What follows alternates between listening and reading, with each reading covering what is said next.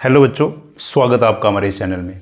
जैसे कि हमने क्लास 9th की एक सीरीज स्टार्ट की हुई है जिसमें हम मैथ्स का chapter I am up and down round and round cover कर रहे हैं।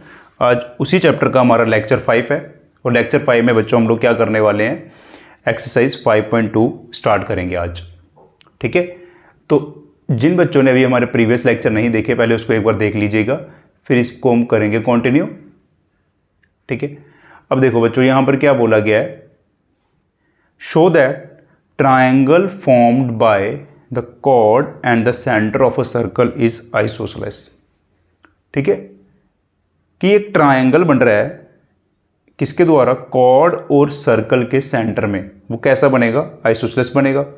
तो बच्चों मान लेते हैं कि हमारे पास एक सर्कल है जिसका सेंटर मान लेते हैं O। ठीक है, और यहां पर हम लोग एक कॉर्ड ले लेते हैं। ये बच्चों हमने कॉर्ड ले ली A और B, इसको हम ज्वाइन कर लेते हैं और एक ट्रायंगल बन रहा है। हमें प्रूव करना है कि ये आइसोसेलेस है। आइसोसेलेस प्रूव करने के लिए बच्चों सबसे पहले हम गिवन लिख लेते हैं। क्या दिया हुआ हमें, एक circle C with centre O and radius R। ठीक है बच्चों, ये चीज़ क्लियर होगी। And AB is a cord. AB क्या बच्चों, हमारे पास एक कॉर्ड है। प्रूफ क्या करना है बच्चों, हमने टू प्रूफ क्या कर रहे हैं कि ट्रायंगल जो बन रहा है, ट्रायंगल AOB बन रहा है जो एक आइसोसेलेस ट्रायंगल है, आइसोसेलेस ट्रायंगल है। तो बच्चों अब यहाँ पर देखेंगे, हेयर हम ट्रायंगल ले लेते हैं इन ट्रायंगल AOB। अगर हम ये जो ट्रायंगल AOB ले रहे हैं, यहाँ पर अगर हम देखें OA और OB ये इक्वल है क्योंकि ये एक ही सर्कल का रेडियस है। OA और OB equals to R। Reason, radius of a circle, radius of a circle.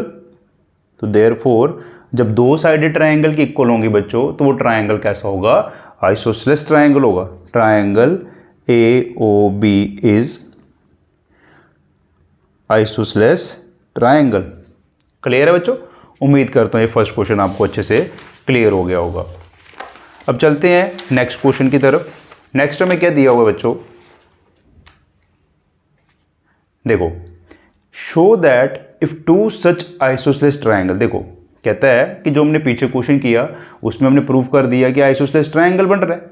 अब कहता है कि नेक्स्ट क्वेश्चन में बोल रहा है कि अगर ऐसे दो आइसोसेलेस ट्रायंगल बन रहे हैं having equal base length. Equal base length का मतलब क्या हो गया, उनकी जो कॉर्ड होंगी वो इक्वल होंगी। तो बताना है कि ये ट्रायंगल क्या है, कॉन्ग्रुएंट है।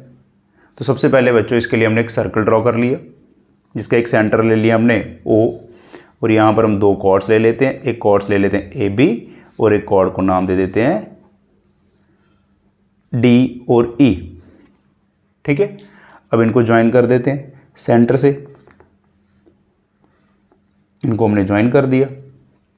हमें प्रूफ करना है कि ये कॉन्ग्रुएंट है। तो सबसे पहले बच्चों हमें गिवन क्या दिया हुआ है, यहाँ पे गिवन दिया हुआ है कि एक हमें दिया हुआ है सर्कल, सर्कल दिया हुआ बच्चों यहाँ पे जिसका सेंटर O और रेडियस R। ये बच्चों हमें गिवन दिया हुआ है। अब बोला गया हुआ है if two such isosceles triangle. क्या बोल रहा है कि AOB triangle AOB and triangle DOE कैसे ट्रायंगल है, are isosceles triangle. Isosceles triangle, दोनों ट्रायंगल आइसोसेलेस है।